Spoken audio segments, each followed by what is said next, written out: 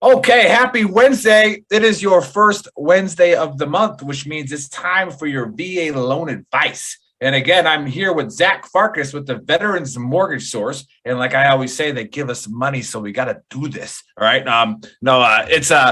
It's tremendous. I say it, the sponsor for the Veteran Trash Talk Hour. I served with Zach. He's verified. He's trusted. So go on our website, veterantrashtalk.com. His links are on there. And also Zach.Farkas at vmsloans.com.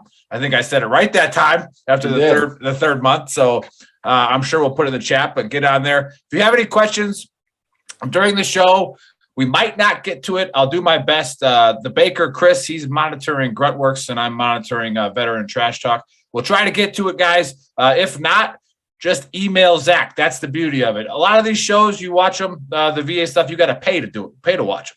Right? This is all free. Zach does this for free, and he'll answer your questions via email, and he'll either handle the loan himself or he'll give it to one of his loan officers, all right, that works under him, because he's becoming a big dog up there now. I mean, look at that background. He's got a view of like the bay and everything. He's a big timer. So today he's gonna brag a little bit, because he called it last month. He said interest rates are about to go up, and it's not a burning plate issue, but they are gonna go up. And I kind of said the same thing. I was like, it's not gonna go up 6%, like right away, but they're going. All right, that's just what happens with inflation. So that's what he's going to talk about again. He's also going to talk about how to access the equity in your home when it makes sense, the difference between a cash out refi and all those good things. And then again, like I said, the interest rate updates. So Zach, welcome again for the VA loan advice. And let's help some veterans out with how they can make some money. Yeah, once again, thanks so much for having me on. I really appreciate it. And then, if you're watching the show and you watched it in the past and you shot me an email or anything like that, I get a little bogged down. So I just want to throw my number on here. You can also preferably call or text me anytime, and that's going to be 808-861-0586. Once again, that's 808-861-0586.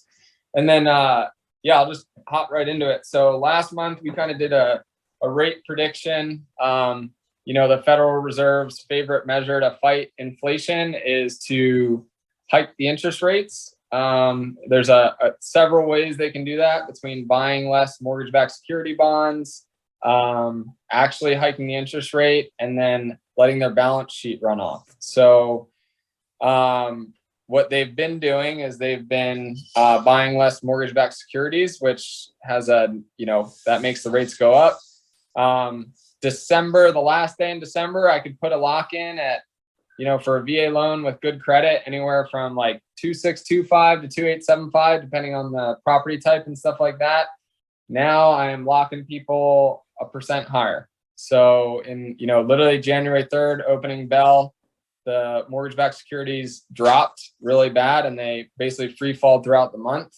And then, now we're kind of in the, I got a lock in today. That was pretty good. I locked a guy at 3.25. 3.25 was kind of weird. Like 3.25 was better than 3.375, 3.5, and 3.625.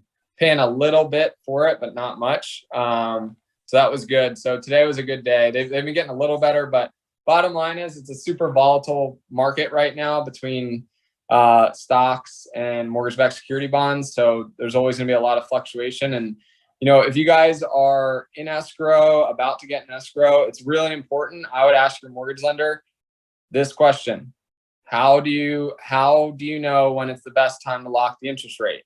And if they don't mention that they're following MBS Highway, that they check the mortgage-backed security bonds daily. I have a screen up where that's up the whole day. If I see it start to slide, I'll call people and start to lock them. Or if they don't follow the treasury market, that's kind of the wrong answer. And maybe you can even have them call me and I'll tell them how to do it. You know what I'm saying? Because it's something I didn't do early on in my career, and it's something I do now. And I'm way more confident at my job, and I'm confident when I lock my clients, and I'm sure I'm getting them the best rate I can get them for, a time period, right? Yeah, let me play the dumb grunt here who carried this for a couple of years. That's actually pretty true. Like I said, favorite job in the Army was a weapons squad leader. best job in the Army is a gunner, though. We just get to lay waste. But when I'm sitting there and I'm listening to you talk, and it's, you follow this market, you follow the treasury market. So what you're saying is there's, again, I was thinking about this the past couple of weeks about how to talk about it on the Trash Talk Hour, but I wanted to say it's everybody thinks they have a hard job, right? And I try to explain to people, I'm like, your job's only hard if you're trying to be good at it. Yeah. Like you can get by on almost any profession by just kind of doing what you're supposed to. But if you want to be great at it, all right, it starts to get difficult. Yeah. Right. And so what he's trying to tell you guys in the dumb grunt talk, like I speak, is you and I don't follow the treasury market, homie, but Zach does. All right. So like when he's like, hey, this is the time, all right, it's because he's been following the trends. And could he be wrong once or twice? Maybe.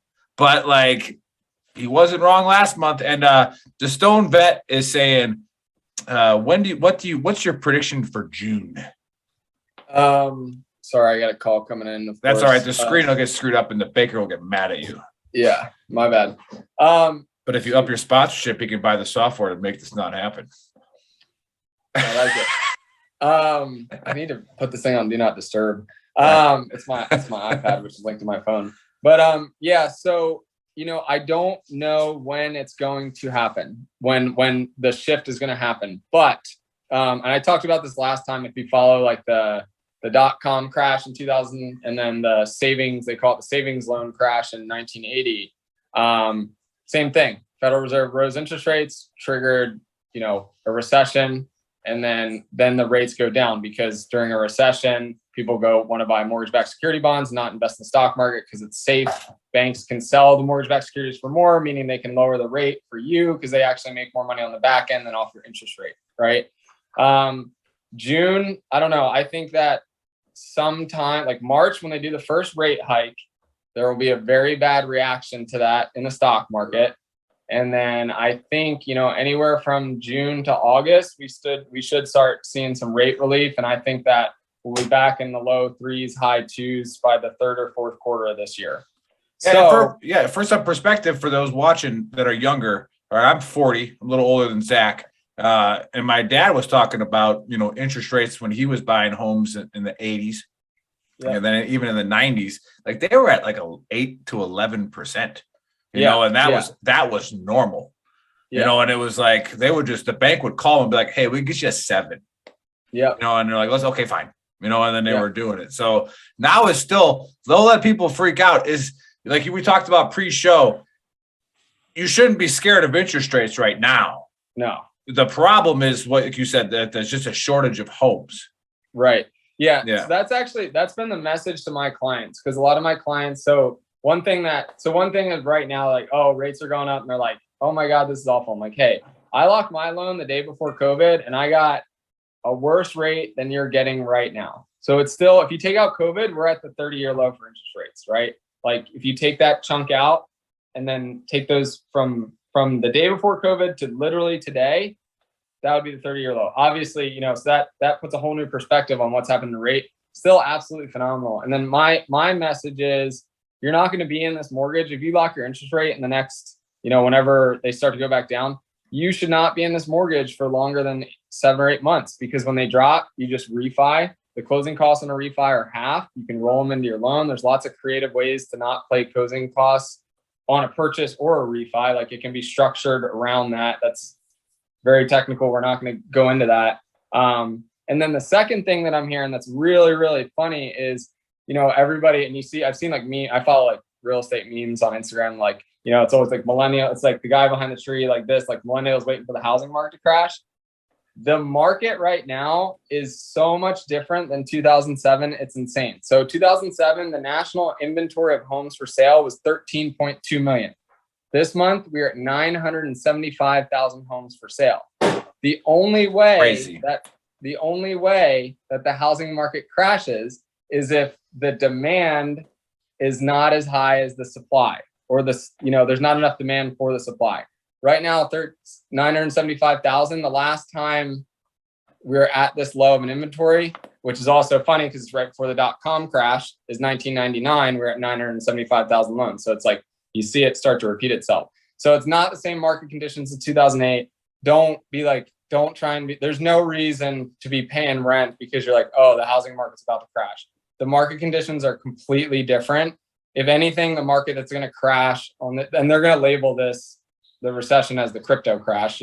I'm just saying, if you write this down, I mean, I called this thing last month. They'll call this the crypto crash. 10% of crypto and NFTs will make it, and then they'll start to figure out how they're actually going to implicate that in the market.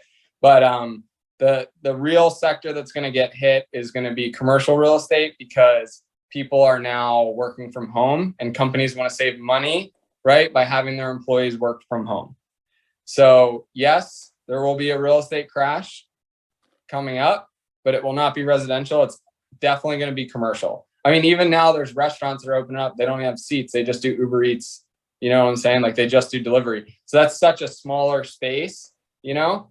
And then companies, like, it's a no-brainer. Like, why get a big office when I was just at our office in Vegas last week and it's empty. And I'm like, why is your office empty? Like, well, in order to remain competitive, we had to have our ops staff work from home because we had other companies poaching them. It's like, hey, well, we'll let you work from home. So now the Vegas office, they're like, well, we're looking to downgrade offices. Well, when you downgrade an office, you pay less money for it. There's not as much demand for big spaces. So that's kind of my prediction there. I don't think that there's any reason not to be getting an escrow right now. It's just not, you know, the market indicators are not there that there's going to be a residential crash. I mean, just based on inventory alone. Well, right. And then we talk about this on our show a lot, not necessarily in this one, but the fear factor of how the media plays it and how they play out. And there's always, institutional money into it. That's, obviously it's also some banks too, to scare you to buy right now, and so you have to buy right now. Nobody on this show is going to force you or try to force you to do anything. But the one thing Zach said last month is that if you're paying rent, all right, for a house, you could buy a house. All right. Now, we got it. When I was younger, struggling up, having a 1-bedroom studio apartment, I couldn't afford a house. Right. Because I was paying $400 a month in rent. All right. This is back in the late 90s. But now if you're paying $1,000 in El Paso, where I'm at, for a rent of a house, or $1,500, you're wasting the money. Like, go buy a house. And like Ali said, he's like, hey, once I get hired, I'm buying a house. Damn right, Ali. That's smart. All right. That'll be the smartest thing you ever do for your family, is buy a house. Now, hey, before we segue into the next topic, I just want to talk again what our mission is here at Veteran Trash Talk. And it's to build a community, to have as many assets as we can, to where somebody's going to have the answer for you for whatever problem you're having with. And like we always say on the show, 99% of the time, the demons inside of you, the problem is for you to fix. All right. But we're going to hopefully have somebody here that can say, like, hey, I know how you can do it. All right. So Zach's that guy when it comes to loans. All right. When it comes to buying a house, refinancing, Zach's the guy that we trust, we vetted, we know him. So if you have any questions, because financial security is huge for mental health as well. All right. We always say, money don't make you happy, but if you're happy and have money, then you're a lot freaking happier. All right. So again, email him, zach.farkas@vmsloans.com, and ask him, hey, what do I really got to do to get a house? And he'll tell you, probably not as hard as you think. All right. And, like I said, go ahead. And sorry, not to catch up. And we have an on-demand webinar that explains how the VA loan works and how to use it. Yeah. And it's an hour. There's questions. It's a great resource. We get all 5-star reviews on it. It's on demand. You can watch it.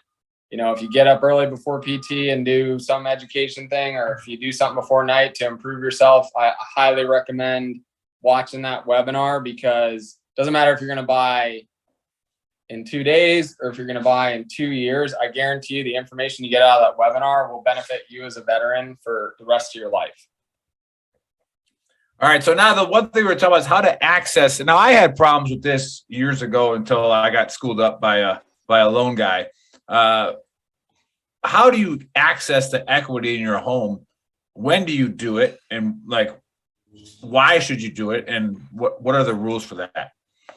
Right. So, when we talk about accessing the equity in your home, that means that, say your home is valued at $500,000 right? We'll do easy numbers, and your loan amount is 400,000, right?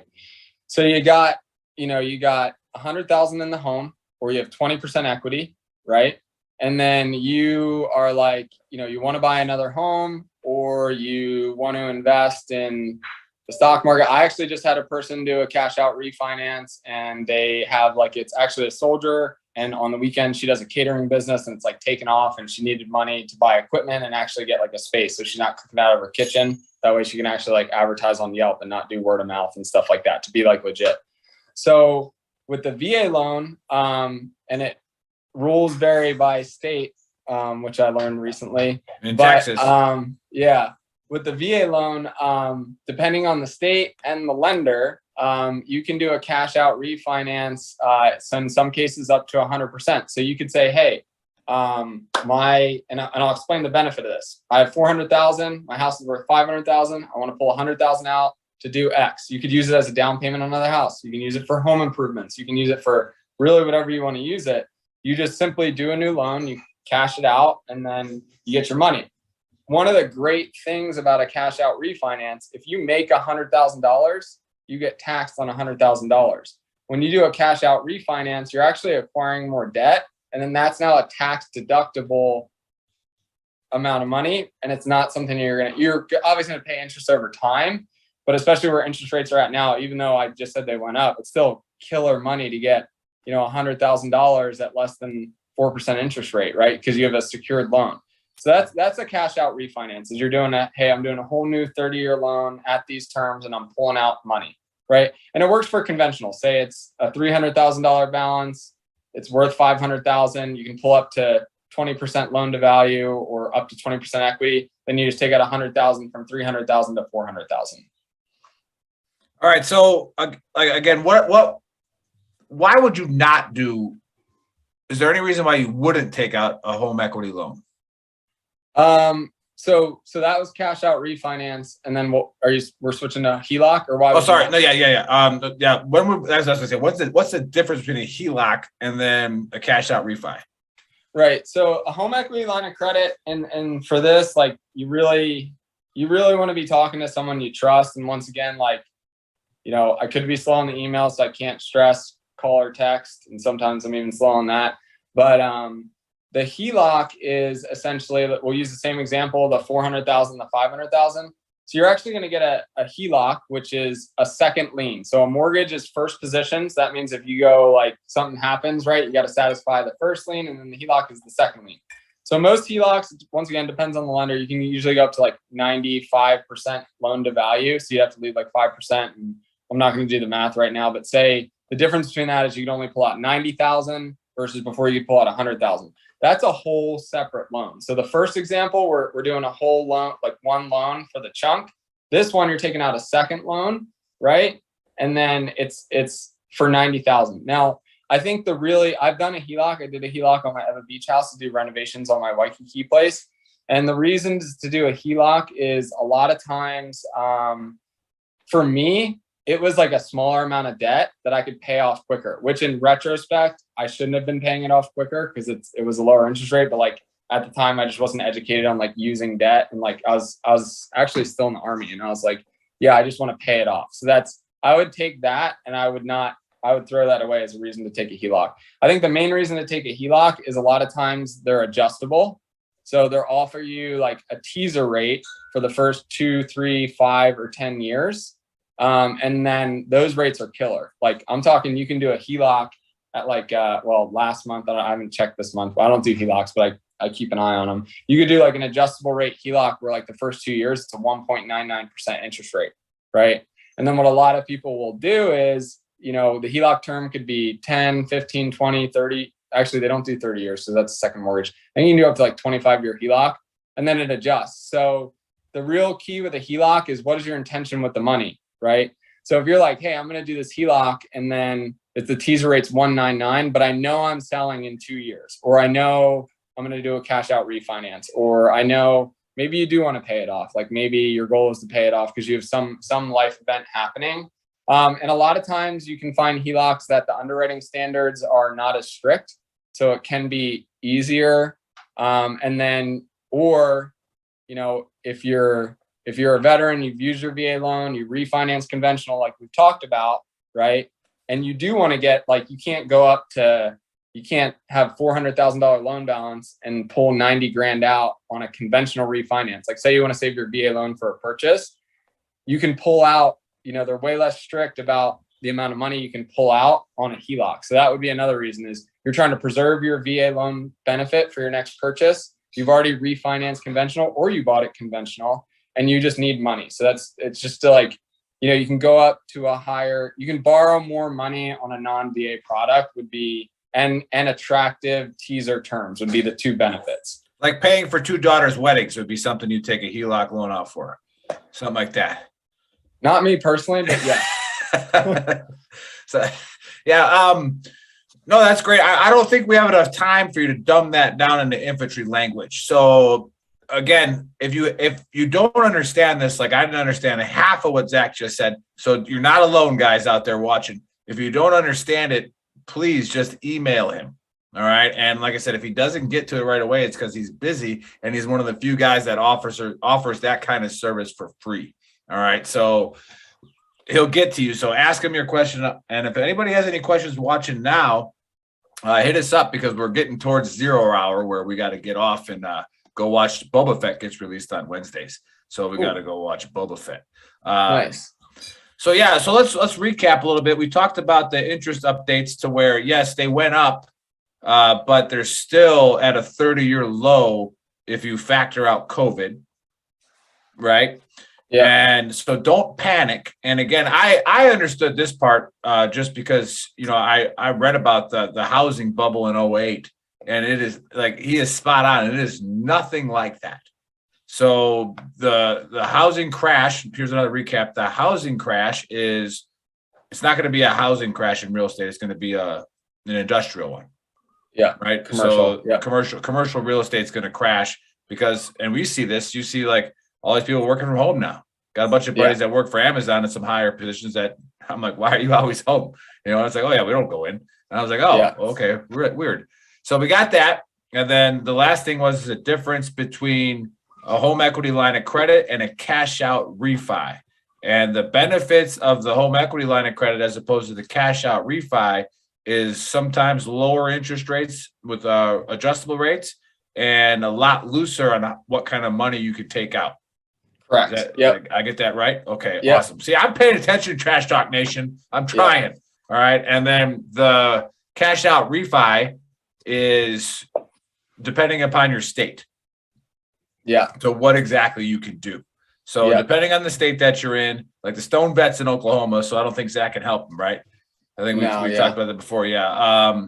But if you're in a state like Texas, we can help you. California, a bunch of other ones. Where else are you at? California, Nevada, Washington, Michigan, Virginia, Arizona. I think that's it. All right. So, but anyways, again, if you don't live in those states, still contact him. Yeah. Still hit me up. He probably knows people, in the biz that are squared away that'll help you. All right. Yeah. And so like I said, they worked for me, and they did their best to get the interest rate down as low as possible for mine. And then Texas had a little stipulation with something, but we'll get to it a little bit later. So Ali says, hey, thanks for the info. I saved your email. Contact you when I'm ready. And I'm going to say, yeah, go ahead, Chris.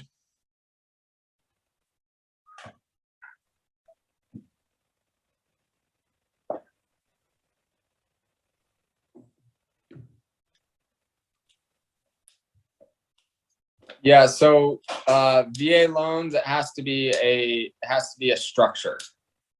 I'm not aware of a mobile home option for a VA loan. Yeah, and that's weird. So they said they wanted to buy a mobile home because that's all they can afford. If you're still watching on Gruntworks, how much, if you don't mind me asking, how much is the mobile home?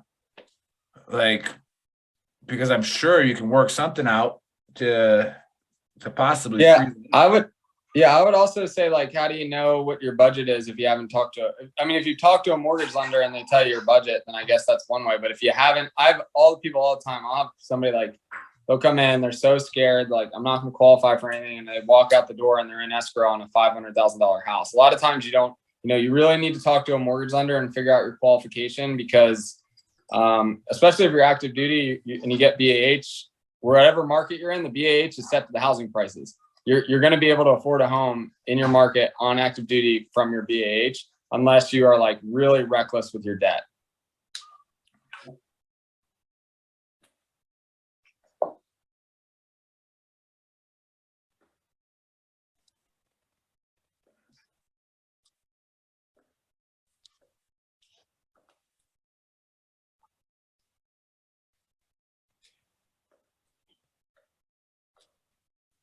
Yeah, so I think that. Go ahead. Let me lead into that. I don't know, Chris, is your voice going through? Because sometimes it doesn't. So the question was from who again, Chris? Steel Pagan. Yeah, so you got about almost 45% equity in a home valued at $500,000. And we talked, if you go on our YouTube channel, you can watch some of these episodes, and we talk about debt to income ratio. But Zach, go ahead. Yeah, so I actually just had a really similar situation. I had a client, they'd made some bad decisions, and nobody would give them a mortgage. They didn't meet the credit minimums to get, do a cash out refinance or do a Heloc.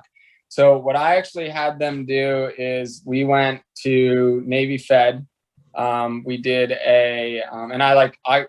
Stilo, if you have my information, I'll say my phone number one more time, and then I think my email should be posted in a chat somewhere, but I can definitely help you out. So what I did is I do like free credit repair as well. And then I determined with this guy, I'm like, hey, if we can get like a $40,000 personal loan, which may be difficult based on your credit score, we were able to get it for this guy. He paid down a bunch of debt. He then qualified for the mortgage. And then we went ahead and did a cash out refinance. We paid off that like personally secured loan because that had like a 7 or 8% interest rate.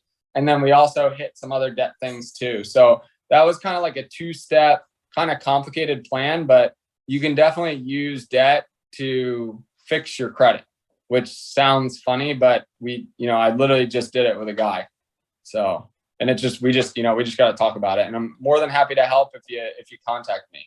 Nice. Hopefully you hit Zach up. Like we keep saying, we're here we have a mission, and this is just a small fraction of the part of the mission. And again, we understand that some of you don't have any financial problems, all right? But some of you do. Some of you might not know how to actually use your VA loan to benefit you. I know that I was confused with some of the rumors until I actually talked to Zach, and go to the source. All right. Don't just listen to the rumors. Just like the rumors, is the housing market going to crash? Well, not the residential one.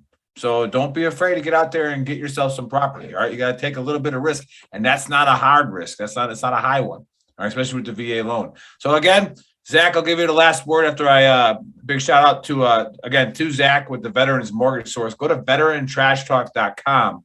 And his links are all on there. If you go in the chat thread, everything else is on there. And I was sipping on some 10th Mountain bourbon. Give them a little shout out too, because they give it to me for free. So it's good stuff. So Zach, last word. Definitely.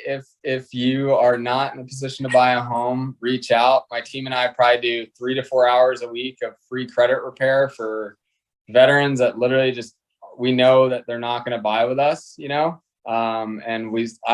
my pet peeve is bad credit. So I will stop what I'm doing to help you fix your credit for free. That's awesome. Yep. It's Zach. It's going to be ZACH Farkas. F is in Foxtrot.